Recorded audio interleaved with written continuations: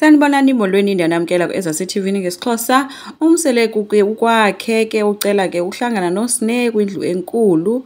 Apho ke uSne ethe xa isiya wathi yeyi iwari yam kukuba inoba ndenze ntoni. Uthi nje uhlala enovalo xa ebizwa ngutatakhe ke enoba uyazazi uba ke nayo iyamosha. So umsele ke uthi ke kuSne uvile uba akabahoyi abantwana. Wesembuza ke uba umgqibele nini ke usamkelo. Wathi ke usisi kudala kubuzwe ukuba why uthi ke wathi usiya ke cabanga utata womntana wathi angaphinda ayombona. Wabuzwa ingxaki iphi uthi usiya uthi mna ndiyahlupha ndiyagruva kakhulu futhi ndinxila kakhulu. Sele wathi oh vele ke wena uyagruva ngempela. Sine uthi yebo ndiyaya ebumnandi ndizohlala ndenzeni kwi-weekend. Niyayiva? Okay. Uthi ke akafuni ukuxoxa indima yokuba ngumama akakwazi ukuyenza uyehluleka ngoba noThando umkhuliselwe ngumacele usamkhuliselwa nguye nangoku. Ngoku uhluleke nakusamkele so bade bancaba bamthatha kowabo so akakwazi ukuba ngumama. Kodwa uyakwazi yena ukumitha into angakwazi ukuba hoya abantwana bakhe. Umsele ke umkhumbuze ngendaba ekhadi lakwaSasa ethi babemhlupha ngalo kulosiya yena wamthethelela wamlwela pha walifumana. uSne uthe ke lalifunwe ngumakhulu kaSamkelo elikhadi kuba ehlala khona uSamkelo kodwa ke umsele walwela ukuba libuye kuba kwelo khadi kwakukho nemali kaThando. Akho nto yayibadibanisa nemali kaThando kuba abahlali naye. So umseleko ke uthi ufumanise ukuba ke usisi lo ubuye imali angayisi kulo Samkelo. Uvumile ke uSne uba sometimes yayitya amnike xa ethanda.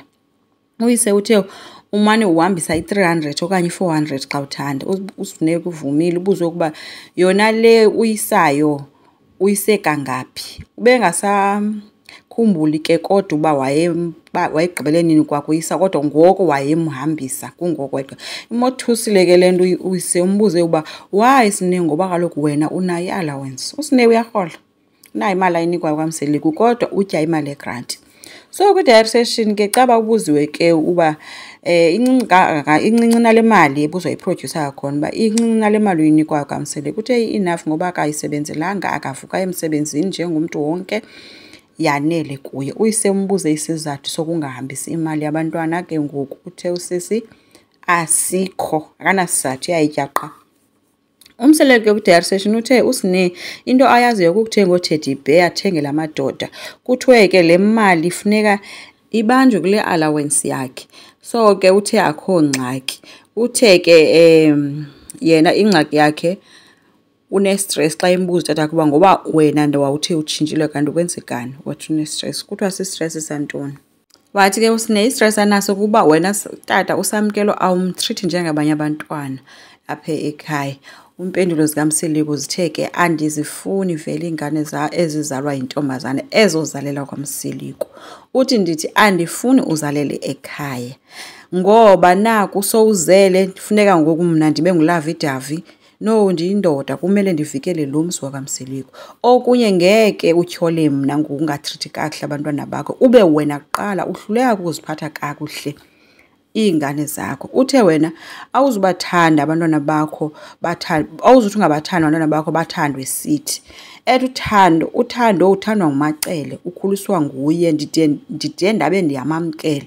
Ngoku wena undizisela nalo utsho Samkelo. Wathi no ndinalo uthando lona kodwa mna I'm very selfish. Uthe into endingeke ndiyivume kukukunika abantwana bakaSne isabelo semali yam ngoba bazoya nayo kuloyise wabo ngoba le mali eyakwaMseleku. Uthe ke i-stress sona sokuphatha side sikuyeke. Wathi andibafuna abantwana obazalayo ngoba uyintombazana ungaphinde uzale omnye umntana apha. Ebehlekahlekisa ke uSne umsele uyenze yakleyeka into abantwana vele obazalileyo ungumntana oyintombazana bazalele ekhaya ayengobalumzi ngabalamzi bazalela khona because ke noSne andithi nguSiguwa kulo nina but uthathiwe ngumseleku kwaMseleku njengangoko. Nanko ke ekhala ethi ubona ngathi uyise akanaxesha lakhe. Umseleku uthe kusube kutheni siyilungise kwangoku lento akayiphenduli ke leyo. Uthi wena ngamanye amaxesha yena ukhumbula umamakhe. Wathi uyise masigqibe ke ngale yam uqala sibe sesiya kumamakho. Uthe kudala saxabana kodwa siyazilungisa ingxaki zethu kodwa ngeke ndikuqhwabele izandla usenza wrong.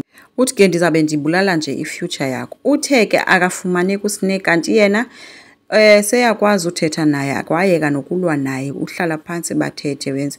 But ke uthi ke masingasitheli ke ngomama wakho kwizenzo zakho. Wathi ke sesingathetha ngale kamamakho ke ngoku into yokuba uyamkhumbula. uSnake uthe umamakhe uba besekhona bezozihlalela naye ngengokho kwamseli kuyena. Uyise uthe kufuneka aye nasengcwabeni lakhe ke ngenye imini ayothetha naye, acele ngenye imini uba akamvakashele nasephupheni, amcele abe khona empilweni yakhe. Ethi ungamsebenzisi rongo umamakho. Uthi wena zonke izinto ezirongo ozenzayo ukhumbula umama wakho. No, wathi nathi safelwa. Nam andinayo mama, ndenze izinto ezirongo ngoba ndifuna kube nekusasa eliqhaqhazelayo. Umcelile ke ethi please change, sizokwazi ukuphilisana. So umbuzo ngokuba ke uSnake usazokwazi na uqhubeka kathini ngoba umsele kudala ethetha noSnake ngale behavior yakhe. But ke ngoku naye usisi seyavuma into yoba vele kanti ixesha labantwana akangomama oright ebantwaneni bakhe. Enkosi, ngicela siqhubeke, silike, subscribe, singakhomenta futhi. Bye.